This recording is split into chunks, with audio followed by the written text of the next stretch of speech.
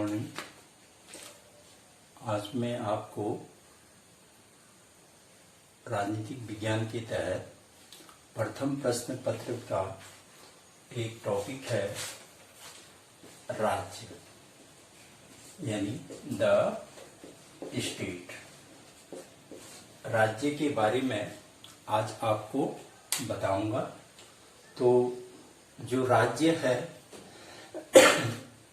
या राज्य को किस आधार पर पढ़ना होता है, उसका एक फ्रेमवर्क है। यहाँ पर राज्य का अर्थ और परिभाषा,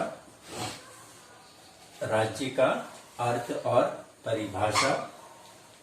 दूसरा, राज्य के तत्व, राज्य के तत्व, एलिमेंट्स ऑफ द स्टेट।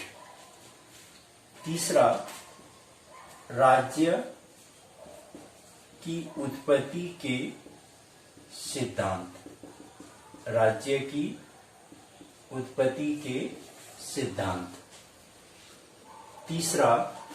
चौथा है राज्य का स्वरूप, राज्य का स्वरूप। और अगला है राज्य के कार्य सिद्धांत, राज्य के कार्य सिद्धांत। और उसके बाद इसमें राज्य के तत्व के साथ साथ हम राज्य का विकास भी पढ़ सकते हैं। और राज्य के कार्य सिद्धांत के बाद आधुनिक युग में राज्य की भूमिका,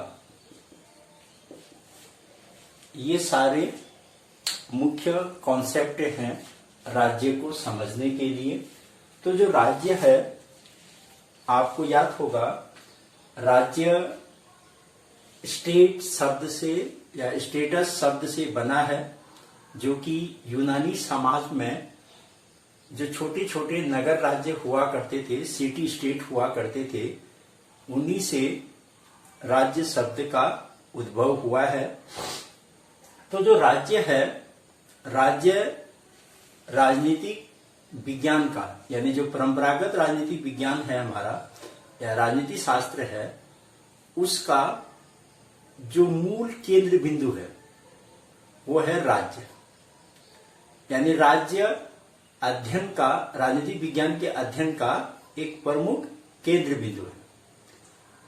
राजनीतिक विश्लेषक गार्नर कहते हैं कि राजनीतिक विज्ञान का प्रारंभ व अंत राज्य के साथ ही होता है। यानी राज्य ही राजनीतिक विज्ञान के अध्ययन का केंद्र बिंदु है।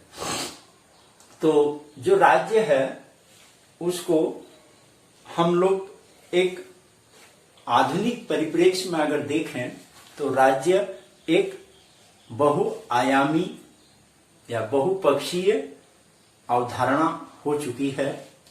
और इसको अनेक विद्वानों ने, चाहे गार्नर हो, चाहे गेटेल हो, चाहे आपका बोसांके हो या ब्लंसेली हो, कोई भी है, राजनीतिक विज्ञान को किसी न किसी संस्था या समाज से जोड़ के देखा जाता। लेकिन जो यूनानी समाज था, यूनानी समाज में राज्य और समाज दोनों को एक समान मानकर परिभाषित किया जाता था। यानी राज्य और समाज दोनों एक ही अवधारणाएं थी। राज्य किसको कहेंगे, या राज्य के निर्माण के तत्व कौन से हैं? जो राज्य के निर्माण के तत्व हैं, या जिनसे राज्य का निर्माण हुआ है, उसमें राज्य के जो तत्व हैं वो हैं 4 तत्व। एक, जनसंख्या, यानी पॉपुलेशन। दूसरा है निश्चित भूभाग, लैंड। तीसरा सरकार यानी गवर्नमेंट, और चौथा संप्रभुता यानी सॉवरेंटी, संप्रभुता। ये राज्य के 4 तत्व हैं। यानी इन 4 तत्वों से मिलकर ही राज्य का निर्माण होता है, या ये 4 तत्व होंगे तभी हम उसको राज्य कह सकते हैं। तो राज्य में सबसे पहला है एक जनसंख्या, यानी राज्य तभी कहेंगे जब वहां पर एक निश्चित जनसंख्या होगी। अब जनसंख्या कितनी होनी चाहिए और कैसी होनी चाहिए, इसको लेकर विद्वान जनों में अलग अलग मतभेद हैं, या उनके अलग अलग मत हैं। जैसे प्लेटो कहता था कि एक राज्य की जनसंख्या 5040 यानी 50-40 इतनी होनी चाहिए, जबकि रूसो कहता था कि एक राज्य की जनसंख्या 10,000 होनी चाहिए। और इसी तरह अरस्तु कहता था कि एक राज्य की जनसंख्या 1 लाख होनी चाहिए। अरस्तु ने यहां पर एक चीज और कही थी कि राज्य की जनसंख्या उतनी ही होनी चाहिए जितने की उसके पास संसाधन या स्रोत हो। जितनी जनसंख्या उतने संसाधन। ठीक, तो यानी राज्य का जो निर्माण है वो उसमें एक महत्वपूर्ण भूमिका निभाता है जनसंख्या। तो जनसंख्या ऐसी हो कि जिसमें गुणात्मकता हो। ऐसा नहीं है कि खाली एक मात्रात्मक जनसंख्या बढ़ती जा रही है, लेकिन उसमें देश या राज्य के निर्माण के लिए आवश्यक संसाधन वाले गुण हुई ना, तो ऐसी जनसंख्या भी किसी राज्य के निर्माण के लिए बोझ बन जाती। तो इसलिए एक आदर्श जनसंख्या कितनी होनी चाहिए, इस पर जो सटीक आकलन है वो है अरस्तु का।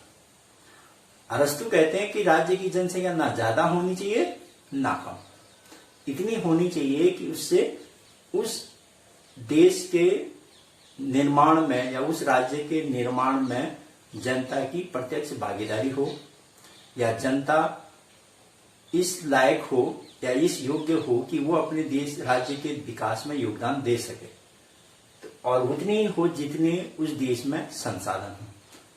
ठीक, तो इसलिए राज्य की जनसंख्या एक प्रमुख तत्व है। दूसरा है, इसमें जो दूसरा तत्व है वो है निश्चित भूभाग, यानी राज्य के निर्माण में दूसरा एक प्रमुख तत्व है निश्चित भूभाग। यानी भूभाग ऐसा होना चाहिए कि मतलब वो उपजाऊ हो। ऐसा नहीं है कि ऊषर भूमि हो, ऊषर मतलब बंजर भूमि, ऐसी भूमि भी नहीं होनी चाहिए। कैसी होनी चाहिए? जिसमें जो जनसंख्या है उसके लिए आवश्यक उत्पादन हो सके, यानी उसके लिए जितनी जरूरत है उतना प्रोडक्शन हो सके, और साथ में आकार ऐसा होना चाहिए, यानी जो उसकी भौगोलिक परिस्थिति है वो इस तरह की होनी चाहिए कि उससे राज्य की सुरक्षा भी हो सके और आवश्यक संसाधन भी उपलब्ध हो सके। यानी जंगल हो, खेती के लिए उपजाऊ भूमि हो, नदियां हो, पर्वत हो, समुद्र हो। जैसे भारत की जो स्थिति है आपको याद होगा, ये ऊपर वाला जो क्षेत्र है हिमालयी क्षेत्र है, इधर समुद्री क्षेत्र है, भारत के अंदर बहुत सारी नदियां हैं। तो एक आदर्श जो भौगोलिक आकार चाहिए किसी देश को अपने देश में संसाधन उपलब्ध कराने के लिए या देश के विकास के लिए, तो वो लगभग भारत के पास उपलब्ध है। यानी भारत की जो भौगोलिक परिस्थिति है वह काफी हद तक सटीक है। तो इसी तरह से निश्चित भूभाग होना चाहिए किसी राज्य के पास। तीसरा है सरकार, यानी राज्य के निर्माण का एक आवश्यक तत्व है या जो निर्धारक तत्व है वो है गवर्नमेंट, यानी सरकार होनी चाहिए।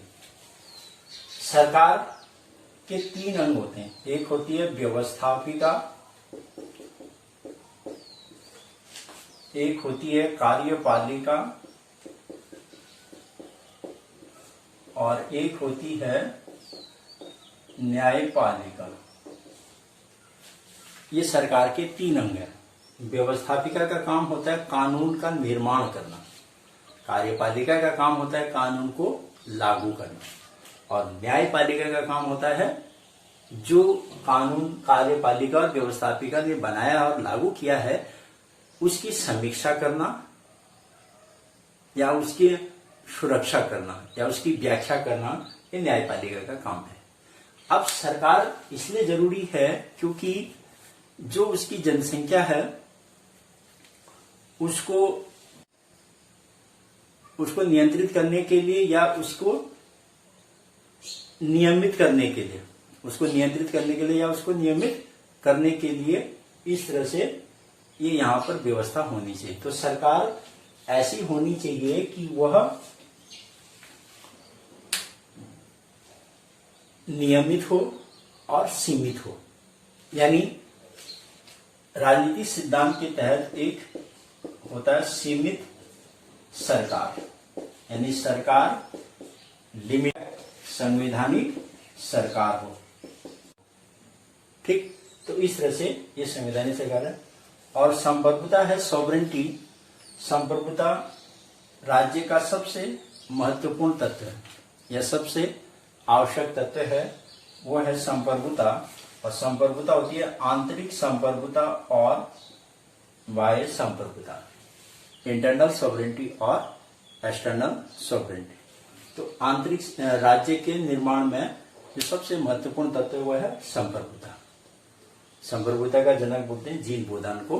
तो संप्रभुता राज्य का एक सबसे आवश्यक तत्व है क्योंकि यह राज्य के आंतरिक और बाह्य सुरक्षा से जुड़ा हुआ होता है। ठीक, ये राज्य के तत्व है।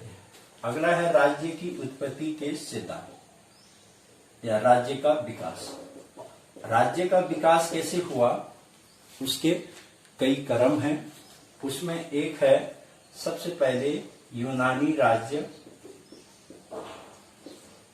फिर उसके बाद है रोमन राज्य, उसके बाद है सामंती राज्य, उसके बाद है पूंजीवादी और आधुनिक राष्ट्र राज्य। लेकिन कुछ विद्वान इससे पहले आदिम समाज की भी बात करते हैं, लेकिन वह अधिकतर मान्य नहीं है। लेकिन जो राज्य का जो सबसे प्रमुख विकास क्रम है वो यूनानी राज्य से होता है, फिर रोमन, इस तरह से आज जो है राज्य का वो आधुनिक राष्ट्र राज्य का रूप है। और आधुनिक युग में राज्य शब्द का जो पहली बार प्रयोग किया था वो किया था मैकियावेली ने।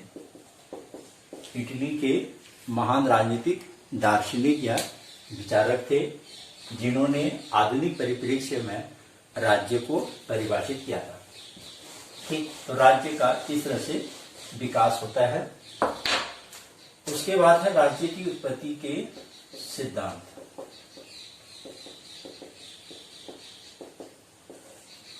राज्य की उत्पत्ति के कई सिद्धांत हैं।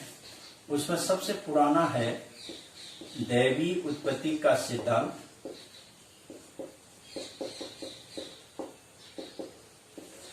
दूसरा था मात्र शतात्मक व पितृ शतात्मक सिद्धांत। मातृ सत्तात्मक और पितृ सत्तात्मक सिद्धांत। तीसरा, सामाजिक समझौते का सिद्धांत।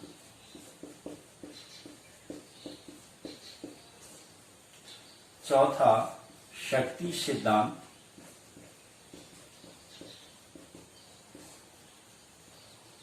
और पांचवा, विकासात्मक सिद्धांत। यानी ये राजनीतिक शास्त्र के तहत या राजनीतिक सिद्धांत के तहत राज्य की उत्पत्ति कैसे हुई, राज्य की उत्पत्ति कैसे हुई उसको लेकर विभिन्न सिद्धांत प्रतिपादित किए गए हैं। उसमें सबसे पहला था दैवी उत्पत्ति का सिद्धांत। यानी इसमें माना गया था कि ईश्वर के द्वारा ही राज्य का निर्माण किया गया, यानी ईश्वर ने ही राज्य के निर्माण किया है और जो राजा होता है वो ईश्वर का प्रतिनिधि होता है। फिर आया मातृ सत्तात्मक और पितृ सत्तात्मक सिद्धांत। इसमें यह कहा गया कि जिस कबीली समाज में महिला प्रमुख होती थी, महिला का ही अधिकार होता था, वो धीरे धीरे उसके बाद एक राज्य के रूप में प्रतिपादित हुआ। पितृ सत्तात्मक वाले कहते थे नहीं, जो पुरुष प्रधान समाज होते थे, यानी गांव कबीले में जो सबसे बड़ा पुरुष मुखिया होता था उसी की बातों को सब लोग फॉलो करते थे, तो इसलिए पितृ सत्तात्मक। तीसरा था सामाजिक समझौते का सिद्धांत। यानी इसमें यह कहा गया कि राज्य का जो निर्माण है वो व्यक्तियों ने आपस में समझौते से किया है, यानी मिलकर किया है, आपस में कॉम्प्रोमाइज करके। जब समाज में असहनीय हो गया था, समाज में अव्यवस्था स्थापित हो चुकी थी, तब लोगों ने ही आपस में समझौता करके एक यंत्र के रूप में, यानी एक साधन के रूप में राज्य का निर्माण किया। फिर आया शक्ति सिद्धांत। ये कहता था माइट इज राइट, यानी जो शक्तिशाली है, यानी जिसके पास ताकत है, वही कमजोरों पर शासन स्थापित करता है। यानी इसका मतलब था कि शक्ति के आधार पर ही राज्य का निर्माण हुआ है। फिर आया विकासात्मक सिद्धांत। इसमें यह कहा गया कि राज्य का निर्माण किसी एक काल विशेष या घटना से न होकर यह धीरे धीरे चरणबद्ध तरीके से राज्य का निर्माण हुआ है। तो राज्य की उत्पत्ति में सबसे महत्व दिया जाता है विकासात्मक सिद्धांत। यानी राज्य का निर्माण कैसे हुआ है, इसको लेकर सारे सिद्धांत एक एक्सिलरी सिद्धांत कह सकते हैं, लेकिन सर्वमान्य सिद्धांत नहीं है। जो सर्वमान्य सिद्धांत है वह है विकासात्मक सिद्धांत। यानी राज्य का निर्माण अनेक तत्वों से मिलकर बना है और ये किसी काल विशेष या परिस्थितियों में न होकर ये धीरे धीरे चरणबद्ध तरीके से स्टेप बाय स्टेप जो है राज्य विकसित हुआ है। तो ये राज्य की उत्पत्ति के सिद्धांत हैं। धन्यवाद।